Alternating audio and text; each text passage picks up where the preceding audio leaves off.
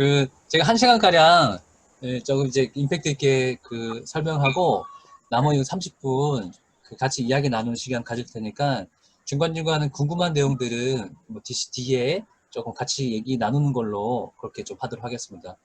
아마 중간에 내용이 조금 이제 이상한 내용이나 그런 게 있을 수 있어요. 이렇게 좀 급하게 준비한다고, 아직 정확도가 좀 떨어지긴 하는데, 일단은 가볼게요. 먼저 글을 조금 같이 공유하면서 시작을 했으면 좋겠어요. 제가 한번 읽어볼게요. 계속해서 어른들은 우리에게 빚을 지고 있다고 희망을 주어야 한다고 이야기합니다. 하지만 나는 당신들의 희망은 필요 없습니다. 나는 당신들이 극도의 공포에 빠지길 원합니다. 나는 당신들이 내가 매일매일 느낀 이 두려움을 느끼길 원합니다. 나는 당신들이 재난 상황에 있는 것처럼 마치 집에 불이 난 것처럼 행동하길 원합니다. 실제로 그렇기 때문입니다. 이 글은 아마 조금 다 알고 계시겠지만 그래도 툰베리가 했던 연설 중에 한 대목이에요. 오늘 뭐 기후위기 관련된 강의를 하면서 이 친구가 느끼고 있는 어떤 감정처럼 우리도 그렇게 해야 되는 거 아닌가. 그래서 이제 저도 조금 뭐 태어난 아이를 위해서 이렇게 한다고 하지만 그게 아니라 지금 당면 과제라고 느끼는 것이 이 기후 위기를 극복하는데 가장 중요한 게 아닌가 싶고요. 오늘은 그 중에 금융 관련 얘기를 같이 드리려고 합니다. 전체적인 큰 틀은 기후 변화가 뭔지, 왜 일어나고 있는지, 이게 왜 문제인지, 거기에 기후 금융은 또 뭐고, 기후 금융은 어떤 현황이 있고, 그럼 이걸 이행하기 위해 어떤 전략이 있는지 이렇게 조금 가져가 보려고 합니다. 일단 뭐 여러분들이 이제 이번 여름 때 다들 경험하셨던 이제 사건이죠. 재난과 관련된 상황들이 계속 발생되고 있습니다. 코로나19도 재난 상황이죠. 폭우, 홍수 이런 이상 기후들이 전국적으로 일어나고 있고 이런 현상은 우리나라뿐만 아니라 전 세계적으로 일어나고 있는 현상이라고 합니다. 중국의 홍수 최근의 기사인데요. 피해자가 14조 원 정도 됐다. 뭐 이런 이재민이 전국적으로 3,800만 명이 발생됐다. 엄청나죠. 이런 사건이 있었습니다. 그리고 또 반대로는 전체적으로 우리 전 지구가 이런 폭우, 홍수 이런 피해들이 지속적으로 계속 일어나고 있습니다. 이게 어제 오늘의 문제는 아닌 것 같고요. 점진적으로 이런 재난과 같은 상황들이 계속 늘어나고 있는 게 현상인 것 같아요. 지금은 제가 이런 기후와 관련된 몇 가지 장면들을 그냥 두서없이 좀 나열을 해보려고 합니다. 하고 있거든요. 이게 불과 작년에 일어났던 사건입니다. 베네치아 도시 90%가 잠겼던 사건이고요. 아마 베네치아가 아마 전체 다 통제됐던 그런 사건입니다. 이런 사건도 있었네요. 2050년 해수면 상승으로 1억 5천만 명이 집을 잃게 된다. 이런 기사도 있고요. 특히 이제 이 동아시아라고 있는 이제 베트남, 그 다음에 오늘 방글라데시 이런 해안을 끼고 있는 나라들이 굉장히 위험한 상태라고 합니다. 이 기사는 이제 2050년이 되면은 사람들이 아예 이제 국가가 없어질 위기에 처했다. 여기 현재 이제 기사이고요. 우리나라도 마찬가지입니다. 우리나라도 해수면 상승이 근데 이제 안타깝게도 다른 나라보다 빠르다. 이게 이제 2015년도 자료인데 최근에 이제 한겨레에서 발표된 자료에도 보면 동일합니다. 여전히 우리나라가 전 세계적으로 해수면 상승이 가장 높은 나라라고 하고요. 그리고 이 가뭄, 한쪽은 비가 많이 내리는데 한쪽은 비가 너무 안 와서 가뭄 상태가 되죠. 이걸 이제 사막화라고도 하는데요. 전 세계적으로 이런 사막화가 계속 진행되고 있습니다. 어떤 곳은 정말로 비가 안 와서 메말라가는 지역들이 계속 늘어나고 있는 거죠. 근데 이게 뒤에 다시 얘기 드리겠지만 지구가 사막화가 된다는 얘기는 이 뒤에 얘기할 우리 탄소 배출이나 이런 것들 할 수 있는 흡수할 수 있는 것들이 이제 사라지게 되니까 뒤에 다시 얘기할 이제 지구 온난화를 좀 더 가속화시키는 그런 영향을 주게 됩니다. 그래서 이런 지구 온난화가 계속화되면은 2050년대 지구의 34%는 사막화가 될 거다. 이런 이제 연구 보고서도 있고요. 이 환경과 관련된 연구 보고서가 제가 사실 그동안은 관심이 없었는지 모르겠지만 굉장히 많았더라고요.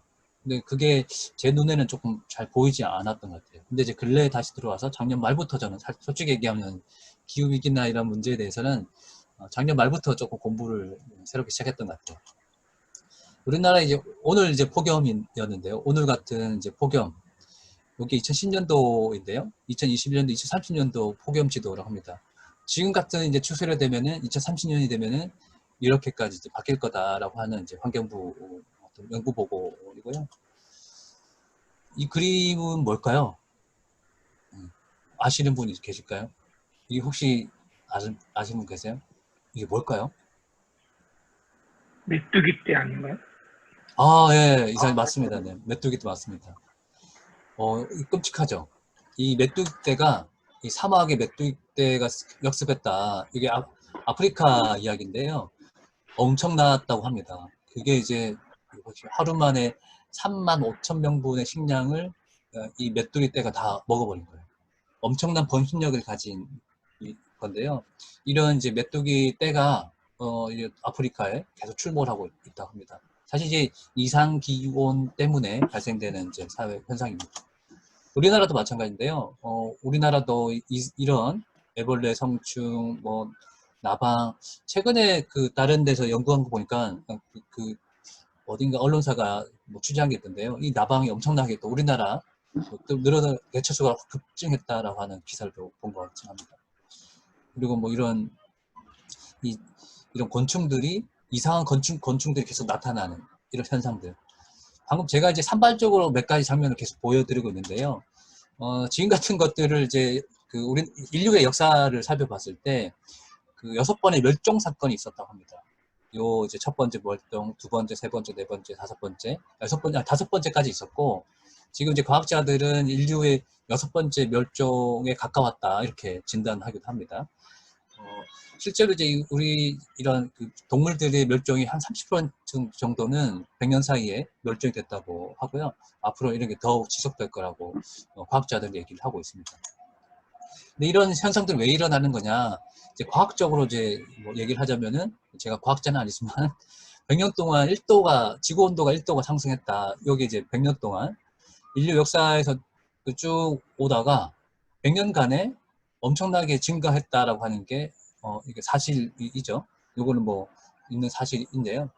이 1도가 상승함에 따라서 앞서 우리가 봤던 여러 가지 장면들이 어떤 기후에 따른 또 재난이라든지 이상 뭐 벌레가 출현한다든지 이런 거라고 이제 볼 수 있는데요.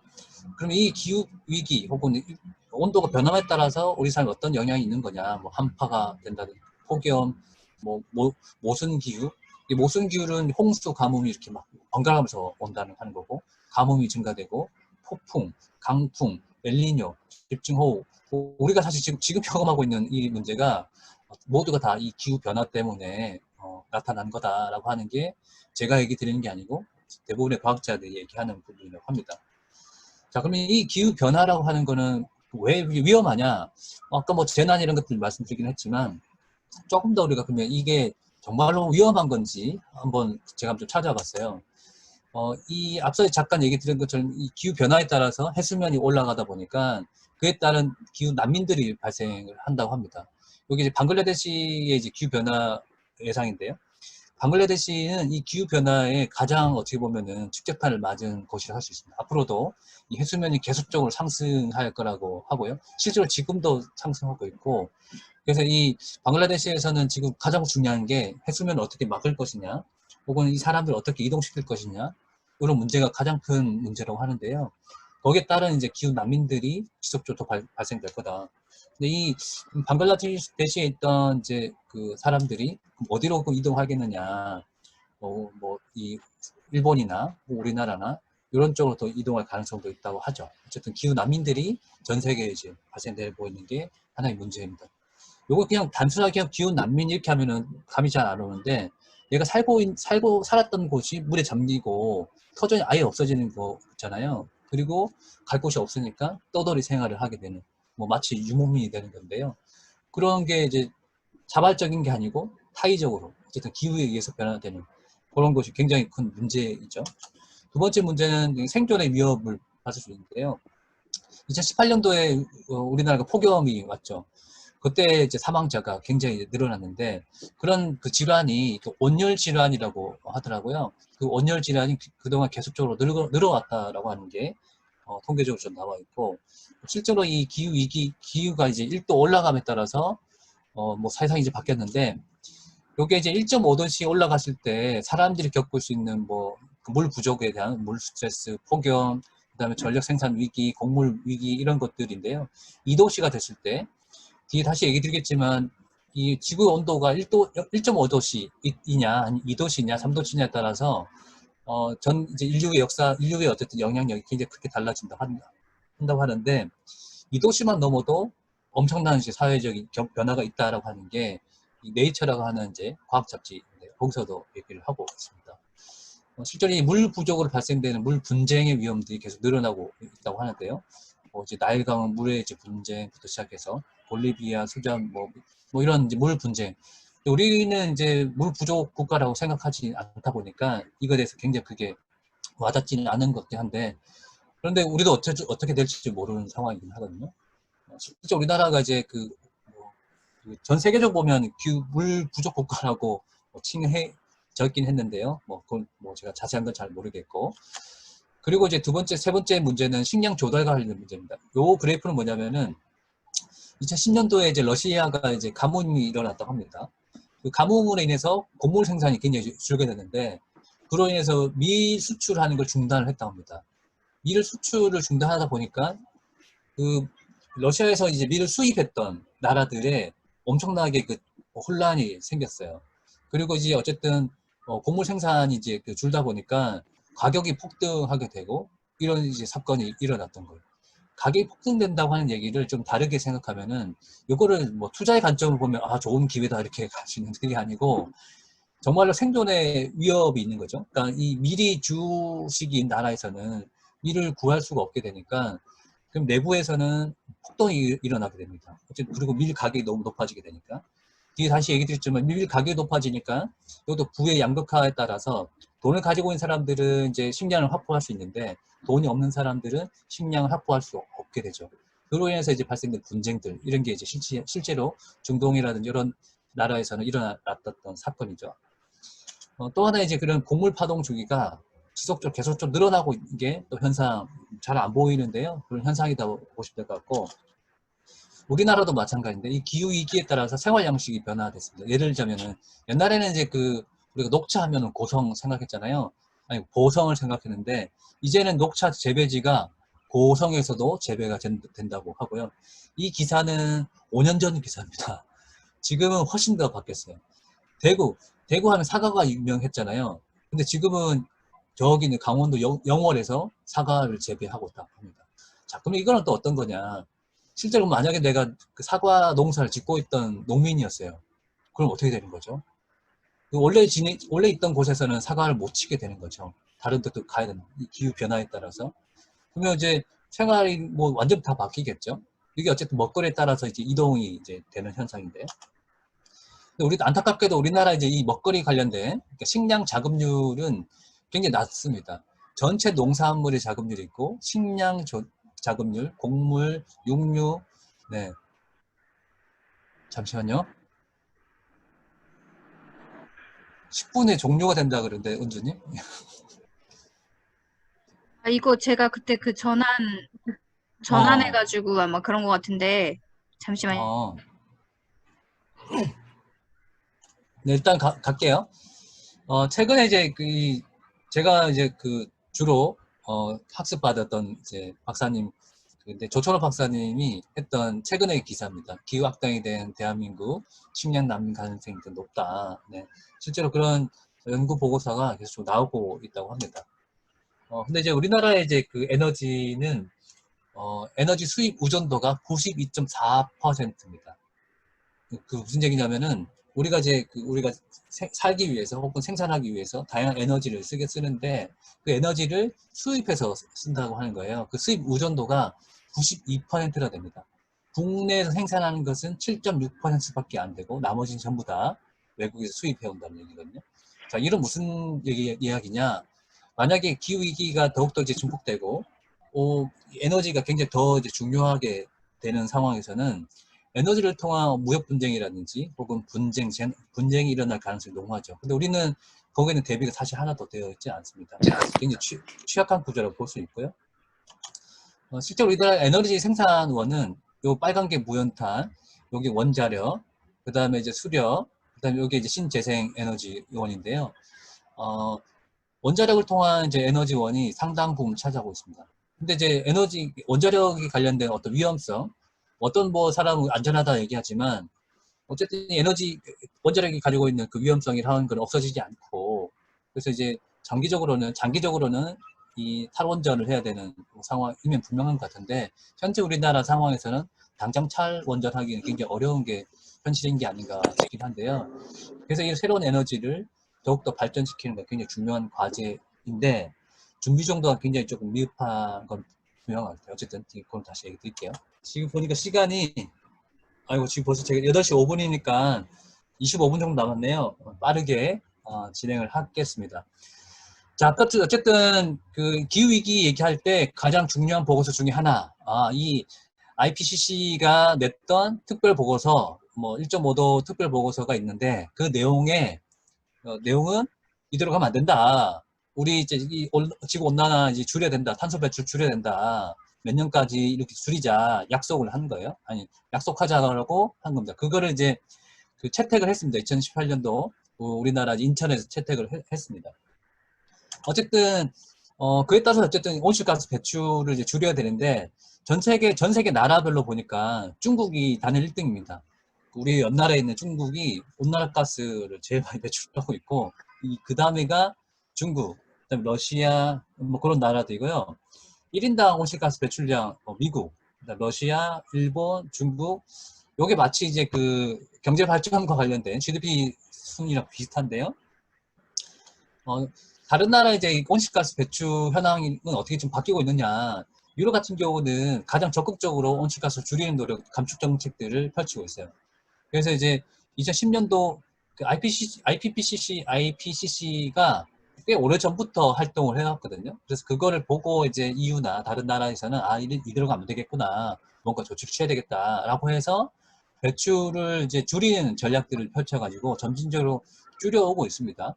유럽도 마찬가지고 미국도 그렇고 일본도 그렇고 독일도 그렇고 중국 같은 경우도 지금 배출량은 또 굉장히 많지만 또 반대로 이 줄이는 노력도 굉장히 많이 하고 있습니다. 오늘 제가 데이터를 다 준비를 못했는데 어쩌면 가장 적극적으로 준비를 하고 있거든요. 왜냐하면 이제 빠른 이유가 중국 같은 경우는 사회주의 국가다 보니까 해라 그러면 다 하잖아요. 그래서 굉장히 빠르게 또 감축도 하고 있습니다.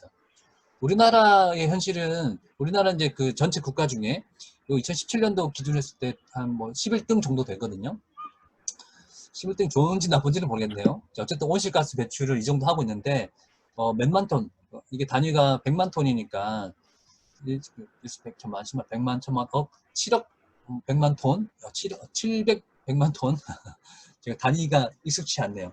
어쨌든 굉장히 많은 양을 배출하고 있어요. 전 세계 나라 중에는 좀 작지만 그래도 전 세계 나라 중에 11등이나 하고 있습니다. 그래서 우리나라가 온실가스 배출을 어떻게 하는지가 굉장히 중요하게 보고 있죠. 전 세계 나라에서. 그럼 이 우리나라의 이제 그 온실가스 배출은 어떻게 형성되느냐? 이게 우리나라의 온실가스 배출 현황입니다. 에너지부터 시작해서 산업, 공정, 농업, 폐기물. 2017년도 기준으로 했을 때 에너지 분야에서 온실가스 배출량이 굉장히 많습니다. 그래서 이제 에너지를 어떻게 전환시키거냐 이렇게 얘기하는 이유가 에너지 분야에서 온실가스를 가장 많이 배출하기 때문에 뭐 그런 거죠. 그럼 이 온실가스는 또 어떻게 되느냐? 온실가스의 91.7%가 산소, 그러니까 CO2고 이산탄소거든요. 그 이산탄소가 또 어떻게 이제 배출되고 있느냐? 1차 에너지, 이제 에너지 산업, 제조, 수송, 그다음 미분류 이렇게 쭉쭉 되는데요. 요 에너지를 생산하는 이 에너지 산업에서 가장 많은 이제 이걸 배출하고요. 그다음에 제조, 그다음에 수송 이런 분야입니다. 모르가 이거 전기 자동차를 만들고 이런 것도 중요하게 전기 자동차가 내는 그 CO2가 있지만 아니 자동차가 내는 CO2가 있지만 자동차를 생산하면서 그러니까 이 제조업에서 만들어내는 이제 CO2도 있는 거죠. 그걸 구분해 좀 봐야 될 것 합니다. 어쨌든 우리나라의 온실가스의 이제 91%는 CO2이고 이산탄소고 이산탄소 배출은 이렇게 되어 있구나.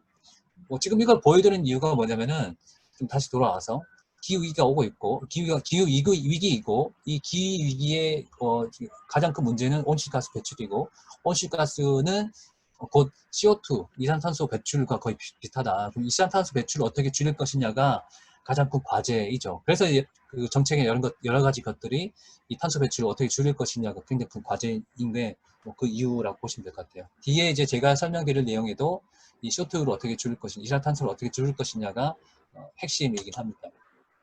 근데 이 이산탄소를 줄여야 되는 역할인데 반대로 우리나라는 이 이산탄소를 배출하는 이 석탄 화력 발전에 금융 공급을 막 많이 하고 있어요. 전 세계 나라 중에 세 번째라고 합니다. 그러니까 석탄 발전에 우리 금융을 막 이제 지원하는 그 비율이 세계 3위라 하는데요. 이걸 그러니까 사실 이 기후 변화나 이런 위기가 어제 오늘 문제는 아니었고 몇십 년 전부터 계속적으로 얘기했던 건데 안타깝게 우리는 이렇든 저렇든 그것과 상관없이 일단 우리는 돈 많이 벌어야 되니까 이거 뭐 그게 뭐 환경을 파괴하든 온실가스 배출하든 그것과 상관없이 금융 지원을 한 거예요. 오늘 금융 관련된 이슈를 이제 볼 거니까. 전 세계 이제 우리나라가 이제 전 세계 이제 그 하는 것도 수출은행, 무역공사, 네, 거의 뭐 탑클래스를 들고 있습니다. 실제로 우리나라가 이제 그러면 이 석탄 금융에 얼만큼 자금을 이제 공급해 줬느냐. 요거는 기후 솔루션이라고 하는 곳에서 만든 데이터죠. 제가 가져왔어요. 국내 석탄 금융, 그러니까 석탄 발전에 뭔가 이제 그 투자하는 걸 석탄 금융이라고 하는데, 국내, 그다음 해외에 이렇게 됐다고 보시면 됩니다. 잠깐만요. 이제 국내 석탄 금융, 해외 석탄 금융 해서 전체를 총 23조 원 가까이가 이제 금융 제공을 했던 겁니다. 사실 굉장히 이거는 어떻게 보면 도덕적 해이죠. 이 문제가 뻔히 발생될 걸 알면서도 계속적으로 금융을 공급했습니다. 공적 금융기관이 연금기관, 여기 보시면은 수출입은행은 국가가 만든 곳입니다. 무역공사도 마찬가지고, 농협지주 이것도 마찬가지고, 국민연금공단, 산업은행, 중소기업, 네, 다 공적 기관이죠. 공적 기관은 무슨 돈으로 운영할까요? 네, 너무 뻔하죠. 우리 세금으로 운영하는 곳입니다. 자, 내가 낸 세금이 어떻게 된다? 기후를 파괴시키고 있습니다. 석탄 발전에 이용되고 있어요. 이걸 사실 우리가 제재를 해야 되겠죠. 그래서 뭐 근래 좀 바뀌긴 했는데 그 전에는 아직 그 전에 이렇게 그 금융 공급을 해줬던 겁니다. 실제로 근데 이게 뭐가 문제냐면은 이것도 굉장히 도덕적 행위인데 우리나라에서 만들어내는 이제 화력 발전, 석탄 화력 발전에 뭔가 융투자하는 거에 그러니까 무슨 얘기냐면은 화력 발전 기계들이 우리나라 거는 좋은 거고 이 베트남이나 인도네시아에 설치한 거는 나쁜 거예요. 더 많이 발생시키는 거예요. 거기에 더 많은 돈을 쏟아 부었던 거예요. 참, 이거는 말도 안 되는 짓이거든요. 또 제가 이걸 보고 어쩜 이럴 수 있지? 하는 생각이 좀 들긴 했어요. 그래서 뭐가 생겨나냐면 인도네시아 주민들이 발칵 뒤집어졌습니다. 야, 너네들 한국 왜 우리나라에 투자하냐? 그리고 이 무슨 화력 발전을 이런 것도 짓냐? 화력 발전 왜 짓냐? 라고 해서 이 금융 지원을 철회해라 라고 하는 가처분 신청도 내고 그런 우리나라가 그런 나라입니다. 굉장히 부끄럽죠. 그게 이제 작년에 났던 기사인데 이게 철회가 됐는지는 모르겠습니다. 어쨌든 세계적으로 이렇게 반대하는데 그래서 기후 악당 국가 아닙니까? 뭐 문재인 정부가 이제 문재인 대통령이 무슨 우리 기후 악당 국가냐라고 해서 발끈했다 그러는데 그거는 어쩔 수 없어요. 우리나라는 기후 악당 국가 맞습니다. 이런 상황을 보면은 그러면 이제 이 기후 악당을 이제 만들어내는 것이 이 기후 금융 혹은 탄소 금융인데 그러면 좀 더 속도를 갈게요.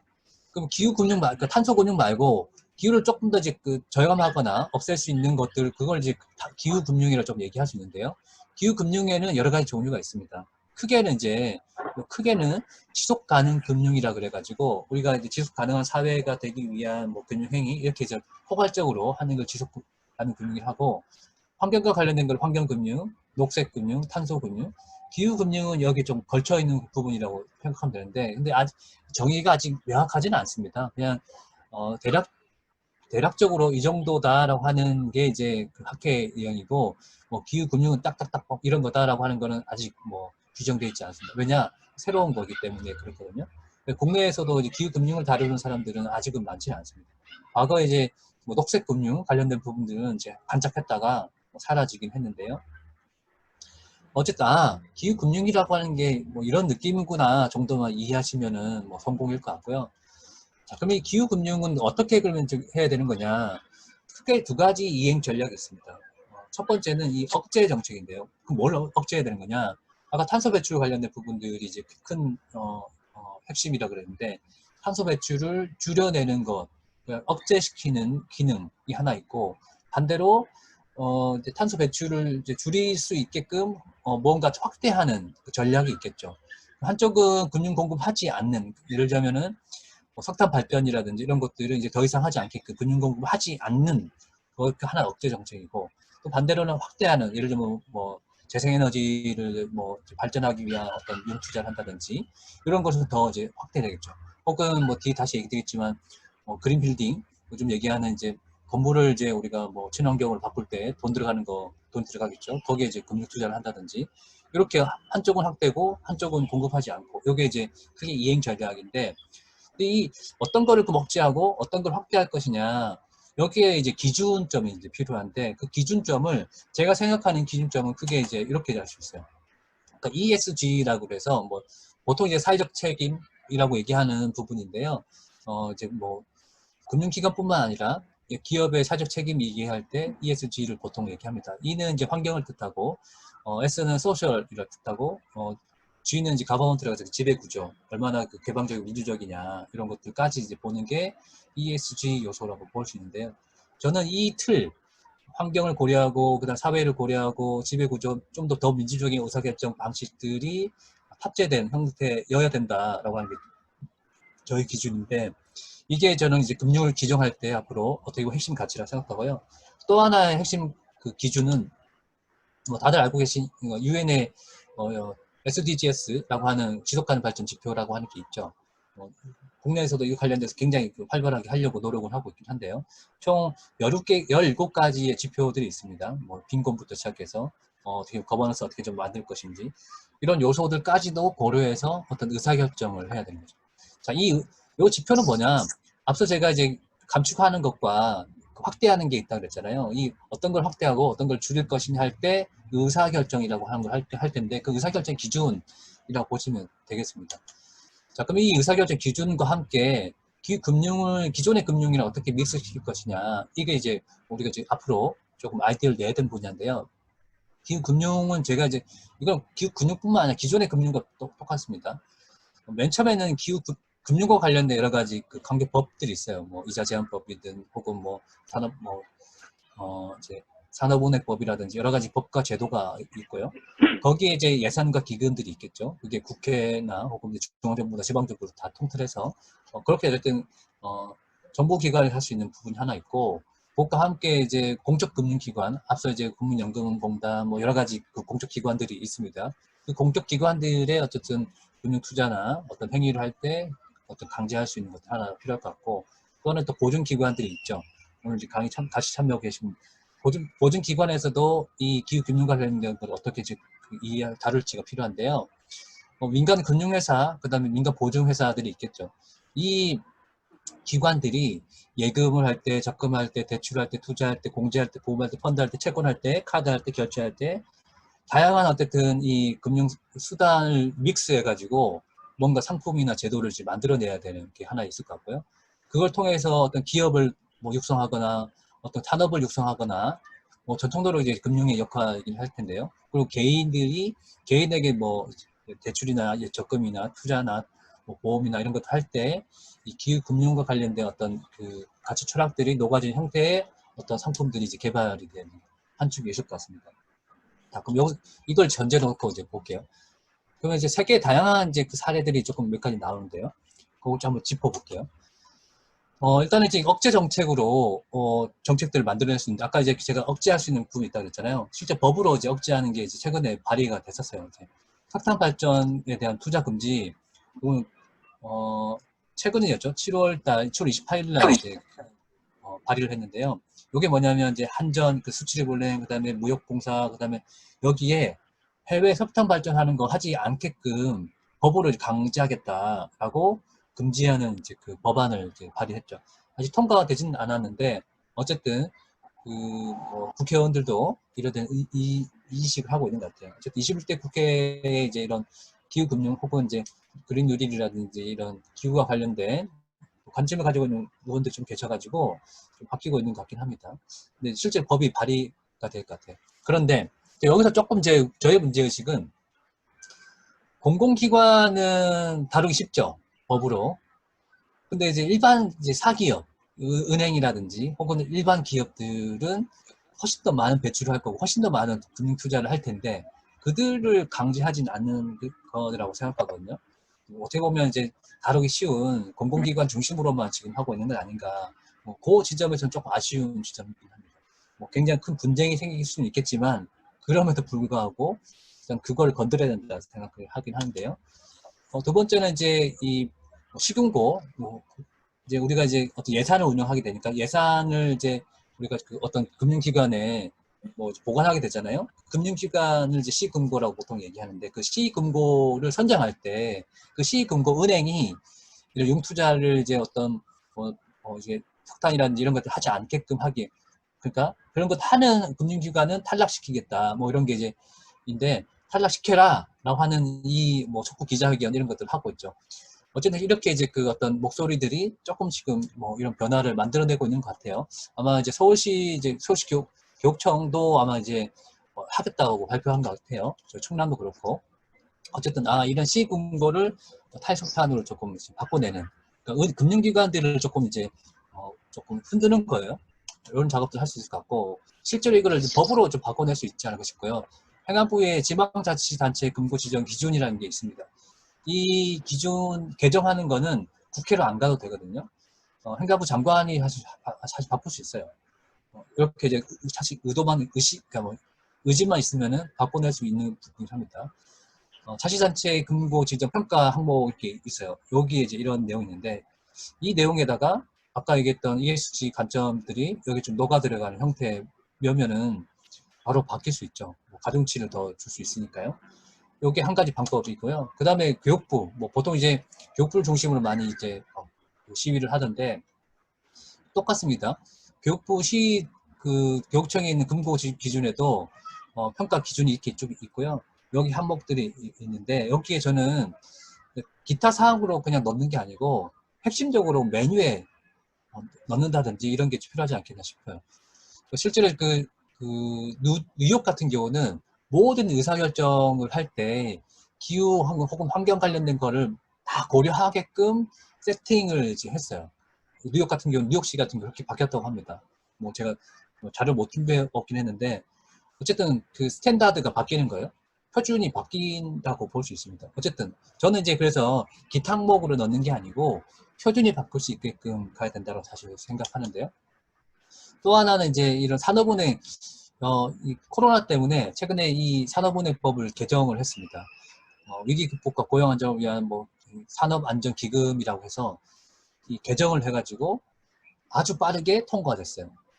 올해 4월 24일 날 발의가 됐고 4월 29일 날 통과됐어요. 이건 속절 됐습니다. 5월 28일 날 출범식까지 엄청 빠르죠. 그럼 기후위기 관련된 거는 왜 이렇게 안 할까? 뭐 코로나가 굉장히 절박하긴 한데 코로나보다 더 큰 위기라고 하는 이 기후위기가 있는데 이걸 하기 위해서 빠르게 좀 바뀔 수 있지 않을까 싶긴 한데요. 또 하나 제가 생각하는 문제의식은 여기 보면 기간산업안전기금 운영심의위원 있죠. 제가 조금 흐릿하게 했긴 했는데 요새 지금 한국 사회 전 세계를 뒤흔들고 있는 그 하나의 또 관점이 저는 이제 여성주의 혹은 페미니즘이라고 생각하는데 그 관점을 보면은 여기는 아주 올드하죠. 아까 ESG 중에 거버넌스라고 얘기했는데 이 거버넌스는 다양한 이해관계자들이 어떤 의사결정에 참여하게끔 만드는 게 중요하거든요. 그러면 이 산업은행이 이 위기 극복을 위한 이 기한한 자금을 어쨌든 의사결정할 때 저는 두 가지 관점이 있어요. 왜 청년들은 안 보이지? 청년들이 전문가가 아니라서 여기 못 들어가는 건가? 왜 여성들은 전문가가 없지? 전문가가 아니라서 뭐 없는 건가? 이런 문제의식이 있거든요. 왜? 이, 사실 제가 생각할 때 이 금융이라고 하는 거는 복잡한 듯 하지만 단순하거든요. 누구한테 돈 줄 거냐? 어떻게 돈 받을 거냐? 뭐 이런 논의인데, 뭐 사실 제가 굉장히 좀 우울했어요. 이걸 보고. 그리고 이렇게 만든 기금이 이제 누구한테 갔느냐? 대한항공한테 이제 첫 1호 갔어요. 대한항공이 기존에 원래 가지고 있던 부채가 엄청났거든요. 근데 코로나 때문에 더 부채가 늘어나긴 한데 모르겠습니다. 이 대한항공이 지금 이제 주주 분쟁을 이미 하고 있잖아요. 자, 그러면 이때 우리가 어떻게 되느냐? 기금을 주되 그 기금에 이런 조건을 부여하는 게 필요하죠. 탈탄소를 어떻게 할 건지, 뭐 에너지 절감 관련을 어떻게 녹여낼 건지, 이런 것들을 미션을 주고, 마치 우리가 IMF 금융위기 때, IMF에서 우리 공적 자금을 받을 때 몇 가지 조건 달았잖아요. 그런 거 똑같죠. 조건 달아야 된다고 생각하는데, 그냥, 준 것 같아요. 아무런 조건 없이. 뭐 조건이 있었죠. 뭐 자르지 마라, 뭐 이런 몇 가지 조건이 있었는데, 그런 조건도 뿐만 아니라, 이 기후위기와 관련된 걸 대응하기 위한, 왜냐하면 항공산업이 기후위기에 또 그 수송과 관련돼서는 많이 배출하거든요. 우리가 이동할 때 발생되는 어쨌든 그냥 경유나 휴가를 태워야 되잖아요. 어쨌든 연료를 태워야 되니까 거기서 발생되는 또 이제 CO2가 엄청나죠. 그래서 줄여야 되는 산업 중에 하나임에 분명한데 그럼 이 기회에 어쨌든 이제 전환시킬 수 있는 것도 필요하지 않겠냐 싶습니다. 좀 더 가볼게요. 자, 그러면 이 공적 자금을 우리가 그 투입할 때 뭐 어떻게 해야 되느냐는 건데요. 아까 잠깐 얘기했던 97년도 IMF 왔을 때 공적 자금 한번 투여했고, 그 다음에 두 번째가 그 2008년도 서프란 모기지 왔을 때, 그 사태 때 이제 그 공적 자금 투여했어요. 그리고 이번에 이제 세 번째 투여하는 건데, 그럼 공적 자금을 투여할 때 어떤 기준이라고 하는 게 있는데, 그 기준을 어디서 정하냐? 공적 자금 관리 특별법이라는 게 있어요. 위원회가 있습니다. 이 법에 의해서 그 위원회에 있는 위원들이 의사결정을 합니다. 줄지 말지, 돈 자금을 집행할지 말지 의사결정하는데 여기도 똑같이 그 위원회를 구성하게 되어 있는데요. 위원회에는 금융위원장 이런 사람들만 네, 그 위원으로 되어 있어요. 근데 그 제가 생각할 때는 이 어쨌든 국가 공적 자금이 들어가는 부분이니까 공적 자금이라고 하는 거는 국가의 세금이잖아요. 모든 어떻게 보면 우리 이해관계자가 다 얽혀 있는 부분이기 때문에 뭐 소위 얘기하는 이런 금융 전문가뿐만 아니라 금융 소비자, 뭐 금융 소비자라도 그러면 여기 참여하든지 아니면 일반 시민들이 참여하든 이렇게 해야 되는 게 아닌가 싶긴 하거든요. 근데 그런 어떤 감수성이라든지 이런 거 없죠. 그냥 오로지 그냥 금융 전문가로 그냥 도배가 되어 있습니다. 저는 여기서 문제의식이 있다고 생각하고요. 왜냐하면 금융을 너무 복잡하고 어렵게만 얘기하니까 더 문제가 안 풀리는 거죠. 자기네들끼리 어떤 카리텔이 형성되는 거라고 생각해요. 요 구조를 깨는 것도 저는 기후위기 혹은 사회를 전면적으로 바꾸는데 필요한 작업이 아닌가 싶고요. 실제 제가 이 사이트를 들어가 봤거든요. 이건 뭐 사이트 있는 그대로 걸 제가 가져왔습니다. 네. 보이시죠? 뭐가 느껴지는 게 있으시죠? 네. 어쨌든 그러니까 세상을 보는 틀을 조금 다른 시각으로 보면은 보이긴 합니다. 저는 굉장히 조금 문제의식을 가지고 있고요. 자, 그러면 이제 이 부분을 어떻게 좀 구조적으로 바꿀 것이냐. 저는 아까 얘기했던 ESG, 그러니까 환경을 고려하고 사회를 고려하고, 그 다음에, 이해관계자 혹은 다양한 거버넌스를 고려하는 것을 반드시 고려할 수 있게끔 할까 말까 기타 사항이 아니라 의무화시키는 게 필요하다. 그 중에 하나가 ESG 공시를 의무화시키는 거. 제가 저번 강의 때 그린 뉴딜을 강의할 때 이런 걸 얘기했었어요. 그 대공황이 왔을 때 그 뉴딜을 펼쳤다고 했잖아요. 그 뉴딜 할 때 뭘 했냐면은 기존에는 그 기업을 평가하는 그 기준이 없었어요. 대차대표, 현금흐름 이런 걸 낼 의무가 없었는데 뉴딜 때 그게 의무로 바뀌었습니다. 그래서 저는 기후위기를 극복할 때 가장 중요한 거는 이 프레임 기준을 의무화시키는 거라고 생각하거든요. 그러면 모든 어떤 그 기업이든 금융기관이든 뭔가 자기의 어쨌든 성과를 이제 낼 때 ESG라고 하는 요소로 재평가해야 되는 거죠. 재평가가 아니라 그걸로 평가해야 된다고 생각해요. 돈을 많이 벌었냐, 적게 벌었냐, 이것도 평가해야 되겠지만, 그것보다 더 중요한 거는 얼마나 사회적 영향을 줬느냐, 얼마나 사회를 파괴시켰냐, 뭐 이런 것들까지. 실제로 이런 그 ESG 공시가 전 세계적으로 보면은 의무화가 지금 되고 있습니다. 노르웨이부터 시작해서 전체 또는 일부 상장 기업이 ESG 공시를 얼마나 의무화하고 있느냐 이렇게 점진적으로 되고 있긴 하거든요. 근데 이제 우리는 그게 조금 늦은 감이 조금 있습니다. 뭐 이게 좀 여러 가지 이유가 있기는 하겠지만 최근에 이제 그 발의된, 이게 20대 국회에서도 발의된 법안인데요. 뭐 사회적 가치 기본법이라고 하는 뭐 법안이 발의됐죠. 저는 이 사회적 가치 기본법은 사실 여기는 공공기관의 사회적 가치 기본법인데 공공기관뿐만 아니라 모든 어떤 기업이나 뭐 단체들이나 이런 게 다 포괄한다고 저는 생각하긴 하는데요. 일단은 여기에 이 내용들이 좀 포함되면 좋겠다. 그리고 또 하나는 이제 상법을 개정하는, 그러니까 상법을 개정하는 것도 엄청난 일이긴 합니다. 그 모든 기업들이 여기 이제 제어를 되겠죠. 요 보시면은 상법에 제17조 영업보고서의 기재사항이라고 뭐 명시적으로 박혀 있습니다. 영업보고서에서는 이런 것들이 담겨 있어야 된다라고 되어 있어요. 저는 여기에 12번 해서 뭐 사회적, 환경적 영향, 뭐 지속가능 경영에 관한 사항이 이런 걸 포함돼야 된다라고 하는 걸 박아 넣는 거예요. 그러면은 우리가 공시라고 하는 거 의무적으로 하잖아요. 그 공시할 때 이런 것들을 하는 거예요. 실제로 사회적 경제나 사회적 기업들 공시를 할 때, 평가할 때 또 이런 걸로 이제 평가하잖아요, 지금도.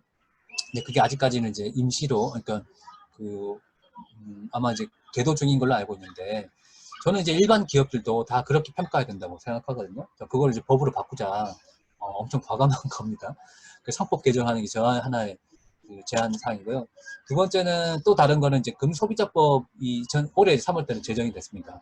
거기에 보면은 이런 내용이 있었어요. 금소비자 권리와 책임 해가지고 금융상품 판매업자들의 책무를 이렇게 되어 있습니다. 금융상품을 선택하고 소비하는 과정에서 필요한 정보를 제공할 권리 이렇게 되어 있잖아요. 여기에 조금 더 구체적으로 좀 담아된다. 그럼 금융상품이 어디에 투자되고 어디에 이제 대출이 되는지 그거에 따라서 어떻게 환경이 파괴되는지 이런 것들까지도 아까 얘기 드렸던 ESG, 그러니까 상품에 ESG라고 하는 것이 담겨 있어야 되는 거죠. 이 상품은 환경적 요소 뭐 이런 요소들이 이미 다 투자하시겠습니까? 근데 그런 게 싹 없잖아요. 돈만 우리가 이득만 취하면 되는 거니까. 최근에 지금 나왔던 그 뭐 뉴딜 펀드, 뉴딜 펀드를 비판하자면은 뉴딜 펀드는 좋을 수는 있는데요. 근데 어디다 투자할 거냐 이게 내용이 없어요. 근데 그냥 돈만 덩그려 있는 거죠. 마치 돈만 벌면 된다라고 하는 것처럼 느껴져요. 그래서 굉장히 좀 비판을 하고 있는 건데 어쨌든 거기 내용, 일반적인 금융상품에는 그 내용들을 포함해서 낼 수 있지 않겠냐라고 하는 아이디어입니다. 구체적인 법안을 뭐 만들어 놓지는 않았지만 바꿀 수 있지 않을까 싶어요. 자, 그럼 이게 어떻게 그러면 현실화 되는 거냐? 예를 들자면 이런 거예요. 금융투자협회라고 있습니다. 여기가 이제 보면 펀드 다모아라고 하는 사이트가 있어요. 이게 뭐 아주 잘 되어 있습니다. 이게 뭐냐면 우리나라 나와 있는 모든 금융 상품 중에 펀드, 그걸 막 종류별로 그 조회할 수 있는 사이트거든요. 그 공시기를 활용한 제도인데 여기 보시면은 펀드명 있고 운용사 있고 위험 수준에 있고 그 다음에 이 수익률이에요. 왜 수익률을 중심으로만 이렇게 보지? 저의 문제의식은 아니 어떤 금융 투자를 할 때 이 투자의 어떤 사회적 가치 혹은 환경적 영향 이런 것들이 먼저 나와야 되는 거 아닌가? 그 다음에 이익이 나는지 안 나는지를 봐야지 된다라고 저는 생각합니다. 그래서 이 틀을 바꿔 아까 그래서 이제 ESG 공시를 한다고 하는 의미는 여기 있는 내용들이 바뀐다는 거예요. 이 펀드는 어디에 투자해서 어떤 사회적 가치가 있고 어떤 환경적 영향력을 주게 된다. 이런 것들이 먼저 나오게끔 하는 거죠. 그걸 통해서 이 금융 소비자들이 의사결정하게끔 하는 겁니다. 그래야 이 펀드가 어떻게 되는지 이해가 되겠죠. 실제로 이거 이 눌러보면 이렇게밖에 안 나와요. 어디서 판매하는 건지 뭐 설정이 어떻게 되는 건지 여기에 구체적인 내용들은 있긴 합니다. 이 뭐 자산 운용 보고서 이런 걸 보면은 나와 있긴 한데 정확히 뭔지 모르겠어요. 그냥 어디다 투자한다 이 정도밖에 없어요. ESG 관점으로 평가되지 않습니다. 그냥 돈 얼마 벌었다, 돈 뭐 적게 벌었다 이렇게만 나와 있어요. 이런 걸 다 뜯어 고쳐야 된다라고 생각하거든요. 사실 할 일이 굉장히 많이 있습니다. 그리고 이제 앞서 이제 우리 한국은행에서 아까 기한산업 관련된 그 개정이 빨리 됐다 그랬잖아요. 그것과 동일하게 저는 기후산업 관련된 기금을 조성하자. 그래서 일명 기후기금이라고 이름 붙이고 기후기금에 관한 것들을 아까 한국산업은행 은행 산업은행법을 개정을 하면은 뭐 만들 수 있지 않을까 싶고요. 이건 의지만 있으면은 바로 됩니다. 앞서 이제 뭐 바꿨잖아요. 한 달 안에 이걸 바꿨잖아요. 뭐 국회 힘이니까 의지만 있다면 충분히 할 수 있다고 생각하고요. 그 다음에 서울시 이제 지방자치 수준으로 넘어가면은 서울시는 특별하게 아마 다른 지자체는 없는 걸로 제가 조회했어요. 서울시만 유일하게 기후변화기금이라고 하는 게 설치가 되어 있습니다. 조례가 있어요. 이 조례에 의하면은 이게 2008년도인가? 그때 아마 제정된 걸로 알고 있어요. 꽤 오래전에 제정이 됐고, 내용을 보시면은 이제 태양광 발전 설치 가금, 서울형 햇빛 발전, 민간주택 신재생 보급, 네, 이런 내용들이 입니다. 어쨌든 기금이 이제 있으면 이런 다양한 사업들을, 그러니까 에너지 전환과 관련된 사업들을 펼쳐낼 수 있죠. 저는 이 기금이 조금 더 많아져야 된다고 생각하고, 그리고 이 세부 사업이 조금 더 풍부해졌으면 좋겠다라고 하는 바람이 있습니다. 그래서 이 기후 위기, 저는 기후 변화, 이제는 기후 변화라고 생각하지 않고 대부분 다 기후 위기라고 이제 하니까 기후 위기라고 이제 그냥 이름을 바꾸고 그다음에 내용들도 좀 더 풍부하게 만들면 어떨까 싶습니다. 서울시가 이제 최근에 발표한 내용들은 이제 그린 빌딩, 그린 모빌리티, 그린 수, 그린 에너지, 그린 사이클 이렇게 막 하겠다라고 발표했거든요. 근데 이제 금융은 이 모든 것이 가능하게끔 하는 원동력이라고 생각하거든요. 예를 하나 이제 들어볼게요. 요게 이제 그 최근에 이제 라이프인에서 나왔던 기사를 제가 좀 캐쳐왔는데요. 요건 네덜란드에서 그 몇 가지 좀 실험을 했습니다. 에너지 스프롱이라고 하는 어떤 프로젝트를 진행을 하고 있더라고요. 이거는 이제 금융과 사회주택의 결합입니다. 그걸 통해서 그 에너지를 이제 그 탈탄소 하는 건데요. 기존에는 낡은 요즘 얘기하는 그린 뭐 빌딩, 뭐 그린 리모델링 이렇다고 얘기하는데 거기 핵심 뭐냐면 금융 투자에 있습니다. 그 펀드가 조성됐고 그 돈으로 오랫동안 장기로 이제 이 자금을 운영할 수 있게끔 하는 거예요. 그리고 여기 핵심은 이 주택조합이 만들어지게 되고 주택조합에서 기존에 이제 그 살고 있는 세입자들이 동일한 돈을 내면서 이 에너지 전환의 어떤 이용 혜택을 누릴 수 있게끔 하는 건데 어쨌든 이런 금융과 사회주택의 어떤 미싱, 결합을 할 수도 있겠죠. 관련 내용들은 이 라이프인 기사를 찾아보시면 좀 더 세부적으로 나와 있으니까 그 이후에 좀 더 이제 우리 보시면 될 것 같고 제가 일단 짧게만 얘기해 드릴게요. 두 번째는 이 금융과 교통과 관련된 미싱입니다. 이것도 똑같이 최근에 그 라이프인 매체에서 이것도 그 기사를 냈더라고요. 이것도 재밌습니다. 우리나라에 쇼카가 있는 것처럼 여기는 탄소 배출이 없는 친환경 전기 자동차를 공유하는 카쉐어링 서비스 이렇게 돼 있어요. 그리고 여기서 이제 또 금융은 뭐냐면은 어떤 지역이 이제 이런 카 서비스를 하고 싶다. 그걸 하기 위한 돈을 모을 때 그 우리가 그 크라우드 펀딩 우리가 얘기하는 사회적 금융에서 얘기하는 크라우드 펀딩을 이용해서 돈을 모아가지고 그 돈으로 이런 비즈니스를 펼치는 그렇게 이제 금융이 그렇게 역할을 하기도 했던 모델입니다. 우리도 이렇게 해볼 수 있지 않을까 싶긴 하고요. 두 번째는 요즘 뭐 핫한 도시재생과 관련된 부분인데요. 요건 좀 단위가 좀 큽니다. 요거는 잘 발음이 좀 안 좋네요. 여기서 이제 했는데요. 기존의 사회적 금융에서는 SIB라고 하는 사회성과 연계 채권이라고 하는 어떤 프로젝트 이런 게 있었어요. 그거에 이제 맞닿아서 S를 이제 그 E로 바꾼 거예요. 환경 관리, 환경 성과 연계 채권인데요. 요건 뭐냐면은 이 도시가 매년 홍수가 나고 도시가 물이 잠기고 이런 게 좀 빈번했대요. 그래서 이 환경 문제를 해결하는 방식으로 돈이 필요한데 돈을 어떻게 조달하냐? 일반 기업이나 혹은 개인들한테 돈을 이제 투자를 받아요. 그 투자 받은 거 가지고 어떤 그, 이 막는 사업들을 펼쳐요. 그래서 실제로 이걸 막고 성과가 나면 그 성과만큼 어떤 이익을 돌려주는, 세금을 돌려주는 이런 비즈니스 혹은 이제 이걸 이제 뭐 SIB 혹은 EIB 이렇게 얘기하는데 그런 모델링을 한 거예요. 우리도 뭐 최근에 홍수 나고 이렇게 했으니까 이런 모델을 적용해가지고 뭐 금융과 믹싱해서 할 수도 있겠죠.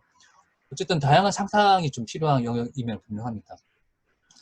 그리고 이제 최근에 이런 상품도 있더라고요. 우리 신협에서 우리 하고 있던 북서울 신협에서 했던 소셜 예금. 여기에 소셜 예금에는 청년 주거 문제 해결을 위해서 막 하고 있는 였는데요. 저는 굉장히 재미나게 봤고요. 잘했다라고 생각합니다. 자, 여기에 이 소셜이라고 하는 것을 그 이제 환경으로 바꾸면 되겠죠. 환경과 관련된 부분으로 이제 조금 다른 프레임으로 좀 전환시켜서 할 수도 있겠죠. 이 자체도 좋고요. 여기에 좀 더 다른 것들도 좀 많이 생길 수 있으면 좋겠다 싶습니다. 그 다음에 또 볼게요. 이걸 좀 더 이제 좀 다르게 확대했을 때 기후 스타트업 예산 이런 것들을 좀 뭐 지원받는다든지 잠깐만요. 아이고 시간이 많이 됐네요. 몇 가지 어쨌든 이런 그 사업들을 믹싱해가지고 만들어낼 수 있지 않을까 싶고요. 이건 서민금융진흥원에 보면은 소액보험이 있습니다. 소셜보험이라고 이렇게 하는데 이거를 조금 더 응용해가지고 뭐 예를 이런 거예요. 기후재난 취약계층에게 뭐 보험을 좀 공급시켜 준다든지.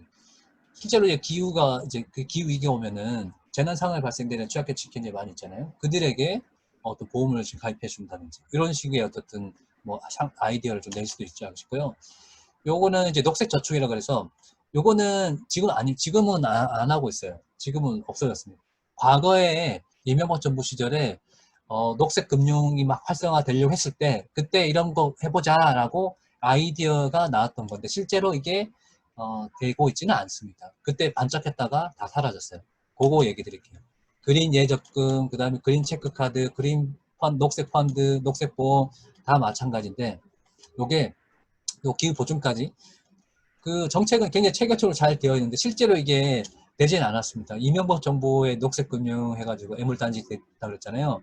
실제로 이제 이게 사이트가 있긴 한데 이 보시면 이제 녹색금융협회라고 하는 것을 운영하는 사이트에서 제가 몇 개 발췌해 온 거예요. 근데 실제로 잘 운영되고 있지는 않습니다. 그런데 지금 기후금융이라든지 뭐 중앙정부 얘기하고 있는 이 또 이제 녹색금융 관련된 부분이 혹여나 또 이렇게 될까봐 창조금융, 창조경제처럼 막 됐다가 막 그냥 사라지는 거 아닌가 싶은 우려감이 사실 있죠. 그럼 자, 어쨌든 정리 좀 할게요. 기후금융이 어떻게 그러면은 산업을 바꿔야 될 것이냐. 크게 이제 국가가 해야 될 건 재정정책이 있고, 그 다음에 이제 그 금융정책이 있습니다. 금융정책을 이제 그 갖추고 있는 금융기관이랑 회사들이 무엇을 해야 되는 거냐. 에너지 산업에 혹은 에너지 기업에 융투자를 하고, 수송, 식량, 건물, 다양한 곳에 융투자를 해서 궁극적으로 탈탄소 사회화를 만들어야 된다고 저는 이제 주장을 하고요. 그에 따라서 어떻게 그럼 이걸 좀 바꿔야 될 것이냐. 이제 지방정부가 있고, 지방정부 해야 될 역할, 그 다음에 법과 제도가 통해서 받쳐야 될 역할이 있을 것 같고요. 거기에 공적기관들이 우선적으로 나서서 해야 될 게 있다고 생각하고요. 일단은 뭘 해볼 수 있겠는가. 일단은 자기가 가지고 있는 보유한 건물을 탈탄소 해보는 것, 친환경 에너지로 건물을 전환시키는 것도 하나의 방법이라고 생각하고요. 융투자를 잘하는 것도 필요하지만 우선은 자기가 보유하고 있는 그 건물을 바꾸는 것. 그리고 그러니까 디지털 금융, 뭐 오늘 제가 준비를 못했는데 디지털 금융이 되면서 서버에 들어가는 에너지가 엄청나잖아요. 그 전기 사용을 재생에너지원으로 하는 방법. 이걸 이제 RE 200이라고 보통 얘기하는데 그런 것들을 은행도, 금융기관도 해야 됩니다. 그리고 실제로 금융기관에 오늘 제가 준비를 못했지만 금융기관의 정보가 계속 없어지거든요. ATM기가 계속 사라집니다. 다 모바일이나 이런 디지털 환경으로 바뀌고 있거든요. 그에 따라서 이제 이 서버라든지 이런 비용, 서버가 훨씬 더 많이 들어가게 됐고 그에 따른 전력에 대한 소비 이런 게 훨씬 더 늘어나게 되는데 그 전력을 어떻게 그러면은 해결할 것이냐 이거 금융기관의 큰 과제이긴 하거든요. 그 다음에 이제 그 대출 투자할 때 어떤 기준을 이렇게 명확하게 수립하는 거, 탈석탄 혹은 뭐 친환경 기준을 만드는 거, 이게 이제 지금 해야 될 역할이라고 생각하고요. 그걸 통해서 이 탈에너지 산업, 그러니까 탈탄소, 탈석탄 에너지 사업을 대전환하는 거. 그 다음에 일반 기업들의 이제 어떤 ESG. 이 일반 기업에서는 두 가지입니다. 스스로 이제 이 두 가지인데요. 이 스스로 본인들이 생산하고 소비하는 유통하는 과정에서 발생되는 탄소 배출을 어떻게 줄일 것이냐. 생산할 때 발생되는 이제 탄소 배출. 그거에 따른 이제 뭐 전기 생산 전력을 쓰는 거를 또 어떻게 그러면 재생에너지로 쓸 것이냐. 이게 굉장히 중요한 쟁점이긴 합니다. 왜 쟁점이 되냐면은 무역 관련된 부분에서 이제 그 EU나 제재가 들어옵니다. 너네들 뭔가 이제 그 어떤 생산할 때 그냥 일반 전기 말고 재생에너지 전기 안 쓰면은 너네들 거 안 사. 무역할 수 없어. 이렇게 제재가 들어오고 있는 중이기 때문에 이 어쨌든 모든 생산 과정에서 CO2를 줄여낼 수 있는 방법들을 고민하지 않으면 안 되고 그리고 이 재생에너지원을 더 늘리는 것이 굉장히 중요한 과제죠. 자, 그러면 금융은 그거를 떠받칠 수 있게끔 어떻게 금융 지원해 줄 것이냐가 굉장히 중요한 과제입니다. 말 그대로 아니면 뭐 300인 뭐 이상 되는 그런 대기업들은 준비가 가능하겠지만 그 이하에 있는 기업들은 지금 준비가 하나도 안 돼 있거든요. 중소기업들부터 시작해가지고 아무것도 준비가 안 돼 있는데 어떻게 할 것이냐. 그래서 굉장히 큰 과감한 전환이 사실 필요하긴 한데요. 더 중요한 게 있습니다. 이런 것이 가능해지려면은 우리 개인들, 시민들의 역할도 중요합니다. 이 시민들의 역할들을 앞서 이제 우리가 석탄 금융이나 이런 것들 하지 마라라고 얘기하는 어떤 사회적 요구 이런 것들이 조금 강도 높게 진행이 돼야 사실 이들은 스스로 움직이지 않죠. 사실 국회도 국회의원들도 안 움직이죠. 왜? 그냥 우리가 얘기 안 하면 안 움직입니다. 그들을 스스로 움직이지 않는다고 생각해요. 그럼 우리가 어떻게 이걸 목소리를 낼 것이냐 이게 굉장히 중요한 과제라고 생각하고요. 사실 그것과 관련된 이야기들은 뒤에 쭉 많이 있는데 그거는 또 다음에 얘기를 하고요. 오늘 오신 분들이랑 함께 또 이야기 나누는 게 중요하니까 제 이야기는 여기서 또 마치겠습니다. 아이고 시간이 많이 오버됐네요. 네. 죄송하고 감사합니다.